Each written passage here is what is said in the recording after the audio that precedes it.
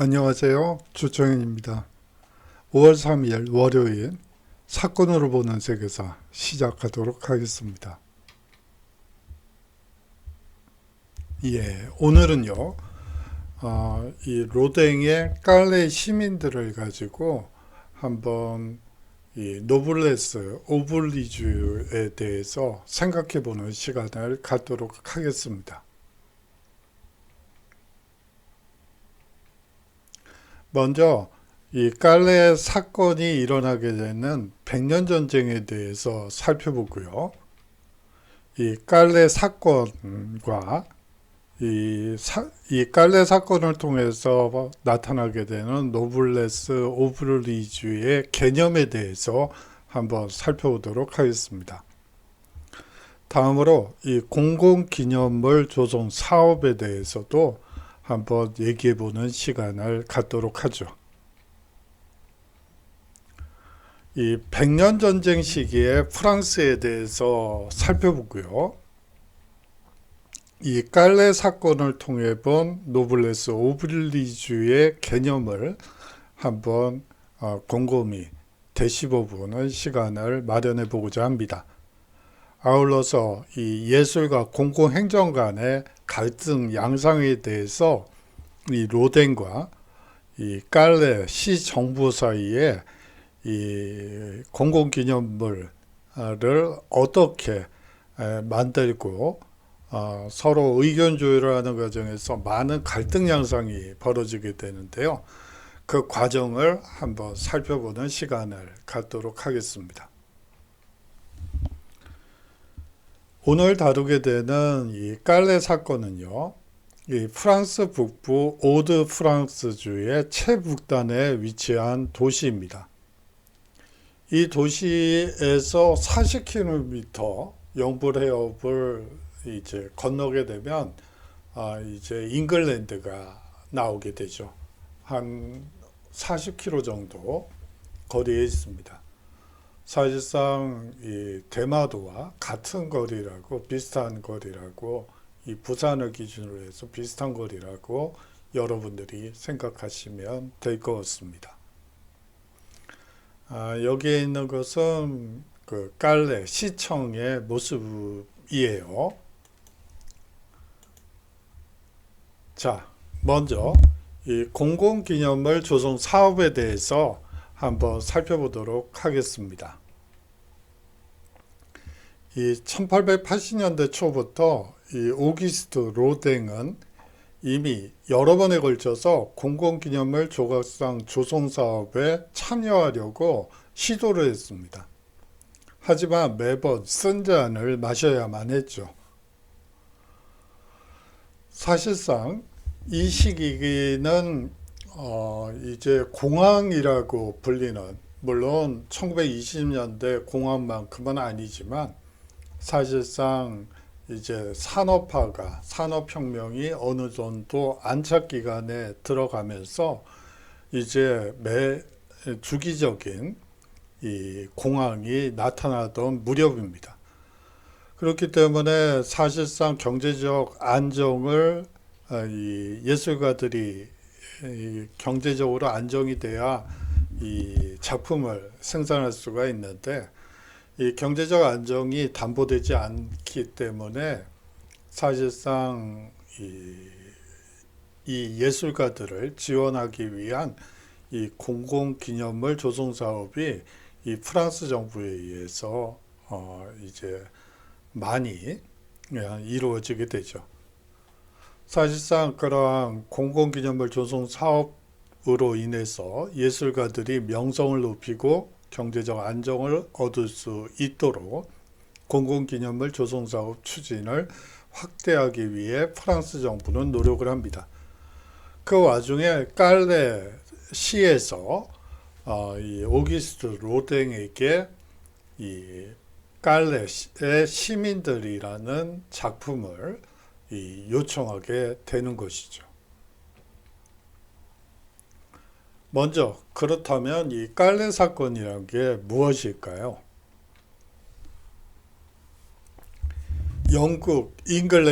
영국이라는 표현은 쓰면 안 되겠군요. 이 당시에 에드워드 3세는 잉글랜드 국왕입니다. 잉글랜드 국왕인 이 에드워드 3세가 이 사촌인 필립 6세의 드발루아 왕위 계승에 반발하며 자신이 프랑스 국왕 승계 서열 1위임을 내세운 것이 전쟁의 시발점입니다. 에드워드 3세는 사실상 이 필립 6세와 사촌지간이었고 더 왕위 계승 서열상 위에 있었어요. 그렇기 때문에 잉글랜드 국왕이면서 동시에 프랑스 국왕이 될 뻔했죠. 그런데 이제 프랑스 이 귀족들은 이 사촌인 필립 6세를 이 왕위 계승자라고 선언하고 이 필립 6세를 국왕으로 즉위시키게 됩니다.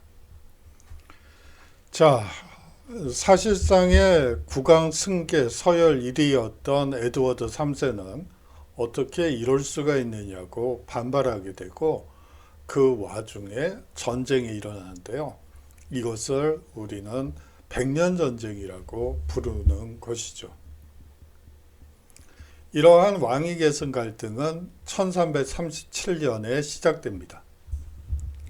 1346년 에드워드 3세는 영불 해협을 넘어 프랑스 북부 지방을 공략하기 시작한 것이죠. 한 가지만 더 추가로 말씀드리고 싶은 것은 이 백년전쟁은 현대전쟁과는 개념이 좀 다르다는 점입니다. 에드워드 3세, 즉 잉글랜드 국왕은 이 프랑스 내에 많은 영지를 가지고 있었어요. 영지를 가졌다는 말은 사실상 이 프랑스 국왕의 이 신하라고 볼 수가 있고, 사실상 잉글랜드 국왕은 프랑스 국왕을 주군으로 모시는 그러한 상황이라고 이해하시면 됩니다. 그렇고요. 이제 이 에드워드 3세는 영불 해협을 넘어 프랑스 북부 지방을 공략하게 되죠. 1346년 여름 깔레 포위 공격을 시작했을 당시 잉글랜드는 며칠 전에 이미 크레시 전투에서 승리를 거두게 됩니다. 이 크레시 전투에서 승리를 하게 되는 요인 중에 하나는 이 궁수들을 활용했다는 점입니다. 이 대궁이죠. 한 2m 크기의 이 궁을, 활을 사용해서 화살을 날리기 때문에 아무리 철갑옷을 입은 기사라 하더라도 그 활에 맞으면 말에서 떨어지고, 그렇게 되면서 사실상 이 당시의 갑옷은 상당히 무거웠죠. 사실상 죽게 되는, 그렇게 되면서 승리를 거두게 됩니다. 이 대궁은 이 웨일즈 지방과의 웨일즈라는 국가가 있죠. 잉글랜드 서쪽에 있는 이 웨일즈와의 전쟁을 통해서 이 에드워드 3세가 사실은 그 웨일즈군의 궁 부대에 상당히 큰 타격을 입게 되고, 물론 승리를 하게 되지만 그런 와중에서 이제 궁을 이 웨일즈로부터 수입하게 되는 것이죠. 그러면서 이제 승리하게 됩니다. 이 백년전쟁에서 또 주목되는 것은 이제 후반부 1400년대 전쟁에서 대포가 이용되기 시작한다는 점도 이 백년전쟁에서 상당히 중요한 부분이기도 합니다. 1347년 봄 필립 6세의 지원을 받지 못한 칼레는 이 해상 보급로를 잃고 기근과 절망에 빠지게 되죠. 필립 6세는 이 프랑스 국왕으로서 칼레를 지원하겠다고 호기롭게 얘기를 했지만 이 도성인 일드프랑스를 그 시대 섬을 이 영국에게 함락당한 상태였기 때문에 지원을 하고 싶어도 지원을 할 수 없는 그런 상황이라고 여러분들이 이해하시면 됩니다. 영국군이 승승장구하고 있고요. 그 와중에서 해상보급로가 끊기고 국왕의 출병 지원을 약속받았음에도 지원을 받지 못한 이 상황 속에서 사실상 기근과 절망에 빠질 수밖에 없었죠. 8월 3일 장드 비엔 대위가 항복 협상에 나서기도 합니다. 이 칼레 사건은요, 이 프랑스 연대기에 자세히 나와 있습니다. 에드워드 3세는 1년 동안 저항한 칼레 모든 시민들을 저 칼레가 무너지는 순간 다 도륙을 내겠다고 선언을 했습니다. 그러나 측근들의 조언으로 결국 칼레 시민을 모두 죽이겠다는 말을 거두게 되죠. 그 대신에 이 칼레 시민들에게 다른 항복 조건을 제시하게 됩니다. 모든 시민들의 안전을 보장하겠다. 그러나 시민들 중 6명을 뽑아와라. 그들을 칼레 시민 전체를 대신하여 처형하겠다. 이 6명을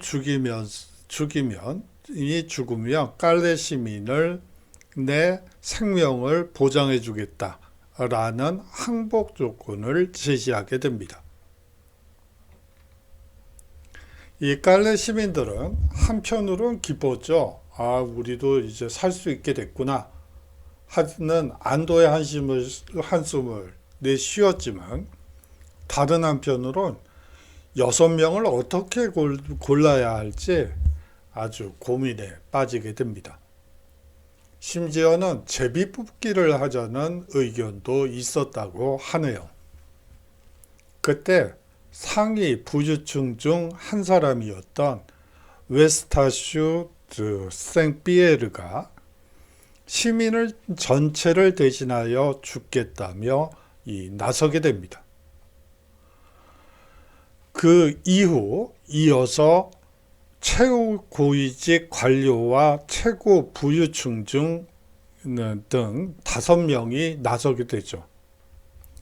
영국의 요구대로 목에 밧줄을 메고 자루옷을 입고 잉글랜드 국왕의 진영으로 나가게 됩니다. 영국 국왕이 요구했던 목에 밧줄을 메고 자루옷을 입으라는 것은 사실상 사형 선고를 당한 혹은 죄인에게 씌우는 굴레였다고 보시면 됩니다. 이 오기스트 로댕의 조각상, 이 칼레 시민은 바로 이 순간을 포착한 것이라고 여러분들이 생각하시면 됩니다. 언제 죽을지 모를 절망 속에서 꼼짝없이 죽을 운명이었던 이들 6명은 당시 잉글랜드 왕비였던 에드워드 필리파가 이들을 처형한다면 왕비의 뱃속에 있는 아기에게 불행한 일이 닥칠 것이라고 설득하여 극적으로 풀려나고 칼레 시민 모두가 다시 살아난 것을 기념한 이 작품이라고 보시면 됩니다.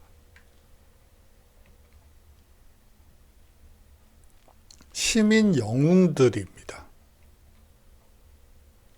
프라사르의 이 연대기에 나타난 묘사의 일부를 한번 소개해 드리죠. 짧게 자른 머리, 목에 씌운 올가미, 그들의 손엔 도시 성문 열쇠와 시당국 금고 열쇠가 들려있는 입니다. 사실상 사형 선고를 받은 사람들의 죄수복에 해당한다고 볼 수가 있죠. 맨 앞줄에선 노인은 이 웨스타슈 생피에르가 인데요. 이 사람은 6인을 대표함을 상징적으로 보여주고 있습니다. 당당하게 초연하게 죽음 앞에 맞서는 표정을 하고 있죠. 오른쪽에 장데르는 잉글랜드 국왕 에드워드 3세에게 바쳐야 하는 도시의 열쇠를 손에 단단히 쥐고 있는 모습으로 그려졌습니다. 왼쪽에 피에르 드 비상은 이 손을 흔들면서 망설이고 있는 듯한 자크 드 피엔느를 격려하고 있죠. 그 옆에선 자크 드 비상은 이 사실상 위에 나왔던 이 비상의 동생입니다. 이 동생은 동요된 심경으로 걷고 있습니다. 절망에 빠진 안드리우스 당드르는 손을 머리에 얹고 죽음이 임박했음을 처절하게 표현하고 있죠. 이 6 인물들은 죽음이 임박한 상황 속에서 인간이 보이는 다양한 반응을 구현해 내고 있다고 여러분들이 보시면 됩니다. 자, 이야기를 바꿔서 이 공공기념물 사업에 대해서 얘기해 보도록 하겠습니다.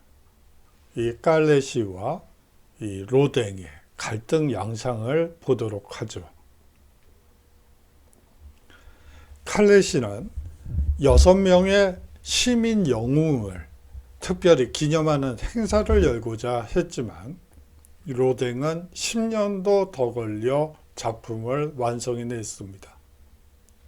이는 시 당국과 로댕 사이에 의견 조율이 안 되었기 때문에 발생한 일이었죠.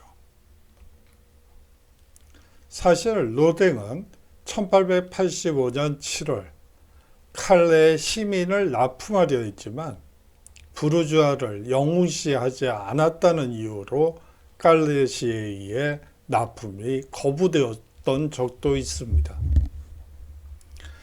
칼레시는 동료 시민들을 구하기 위해 목숨을 바치는 6 영웅들의 희생정신을 기리고자 조각상을 기획했던 것이죠. 칼레시의 입장을 한번 들어보도록 하죠. 1차적으로 로댕이 직사각형 레이아웃을 선택하여 어떤 인물도 부각시키지 않은 점을 문제점으로 얘기했습니다. 그토록 용감한 시민들을 마치 범죄자처럼 춘익을 거치고 밧줄에 묶인 모습으로 표현한 것도 문제거리였죠. 시민 영웅을 어떻게 부각시키지도 않고 또 범죄자처럼 조각을 하고 이럴 수 있느냐고 이 칼레시에서는 이 납품을 거부했던 것입니다. 그러면 로댕이 생각한 칼레의 시민들은 어떤 모습이었을까요? 그것은 시민 공동체 속의 영웅들이라고 볼 수가 있습니다. 사실상 시 당국과 로댕 간의 긴장 관계는 의외의 사건으로 해소되게 됩니다. 1886년 초 조각상의 건립을 위해 모금한 기부금을 보유한 은행이 파산했던 것이죠. 1880년대에 이 프랑스를 비롯한 유럽 국가들에서 공황이 발생하기 시작합니다. 이 공황이 벌어지면서 소위 말하는 뱅크런, 이 은행 도산 사건이 많이 벌어지게 되죠. 그 와중에 이 은행도 파산을 선언하게 된 거라고 보시면 됩니다. 이렇게 이 기부금을 보유한 은행이 파산하자 시당국은 로댕에 대한 재정적 영향력을 상실하게 되죠. 사실상 모든 제약에서 벗어난 로댕은 자신의 작업을 계속할 수 있게 됩니다. 또 하나 문제거리는 이 칼레 시민을 받침대 위에 올려놓느냐 마느냐를 두고도 벌어지게 됩니다. 로댕은 이 받침대 위에 칼레의 시민 조각상을 얹으면 시민들이 조각상을 높이 우러러보게 되기 때문에 그렇게 해서는 안 된다며 시당국에 맞서게 된 것이죠. 또한 로댕은 일반 시민들이 접근할 수 없게 만드는 격자 보호대 설치도 반대하게 됩니다. 그래요. 땅바닥 위에 그냥 올려놓는 것이 그리고 시민들이 와서 만져보고 그때 상황을 얘기하고 하는 것이 조각상의 역할이지, 저 높은 곳에 우러러보게 만드는 것은 이 사실상 시민 영웅에 대한 예의가 아니라고 로댕은 생각한 것이라고 볼 수가 있겠죠. 그들에 대해서 항상 얘기하고 기억하고 생각하는 것은 이 조각상을 높이 우러러보게 만드는 것보다는 같은 크기의 이 시민 동상을 만드는 것이 훨씬 더 좋다고 보는 것이고, 시민들이 접근할 수 없게 만드는 것보다는 시민들이 직접 그 조각상을 만져도 보고 체험하면서 그때의 영웅들을 기리는 것이 훨씬 더 효과적인 것으로 생각한 것으로 보입니다. 이에 로댕은 급기야는 1893년 12월 8일 오메르 드와브랭 칼레 시장에게 다음과 같은 편지를 보내게 되죠.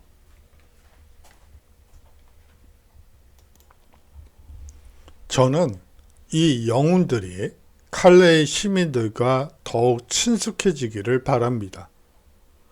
그럼으로써 조각상을 보는 시민들에게 당시 역사적 사건의 비참함과 희생의 측면이 더 부각될 수 있다고 생각했습니다. 로댕은 중세 시민 영웅들을 근대 시민 공동체에 완전히 통합시키고자 했던 것이죠. 저 멀리 떨어진 우리와는 아무 상관없는 과거의 얘기가 아니라 사실상 지금 우리가 이런 상황에서 어떻게 해야 하는 것이 노블레스 오블리주인지를 생각해 보도록 만드는 것이 자신이 만든 조각상의 역할이 되어야 한다고 생각한 것으로 보입니다. 그래요. 우리가 많은 조각상들을 보게 되죠. 동상이라고도 하고요. 그것이 너무 높이 우러러보게 되면 사실상 남의 것처럼 그리고 나하고는 아무 상관이 없는 것처럼 느껴질 수밖에 없는 것 같아요. 이 로댕이 지적하는 것은 바로 그 점인 것 같습니다. 이 역사가 사실상 의미를 가지려면 이 어떤 잘못한 잘한 것만 부각시켜서는 안 되겠죠. 사람이란 것은 실수를 할 수도 있습니다. 문제는 실수를 반복하는 게 문제가 되는 거지 실수를 안 하는 인간은 없죠. 예를 들어 이제 항일 독립투쟁을 연구하는 것도 중요하지만 그 배경이 되는 사실상의 조선이 왜 멸망할 수밖에 없었는지를 스스로 뼈아프게 반성하는 것이 역사가가 가져야지 될 점이라는 생각이 지금 드네요. 이 오기스트 로댕의 말을 통해서 제 나름대로 역사에 대해서 생각해 볼 때 더욱 친숙해지기 위해서는 사실상 가까이서 지금 현재의 문제를 해결하는 하나의 방안으로서 이 과거의 이야기들을 가지고 얘기하는 것이 사실상 역사를 더욱 친숙하게 만드는 것이 아닌가 하는 개인적인 반성도 듭니다. 예, 오늘의 가지를 말씀드리도록 하죠. 죄송합니다. 이 중세의 노블레스 오블리주를 살펴보았는데요. 이 역사 속에서 노블레스 오블리주의 다른 사례를 더 찾아보고 A4 한 페이지 이내로 정리해 보시면 어떨까요? 라는 주제를 드리려고 했는데요. 오늘이 이제 10주차고요. 그런데 저번 주에 이제 그 주차가지를 드렸기 때문에 요번 주에는 뭐 주차가지를 내드리진 않겠습니다. 하지만 이런 주제에 대해서 한번 생각해 보시면 어떨까 해서 가지고 왔습니다. 예, 장시간 동안 수업 들어주셔서 감사하고요. 다음 주에 새로운 주제로 여러분들과 함께 하도록 하겠습니다. 안녕히 계십시오.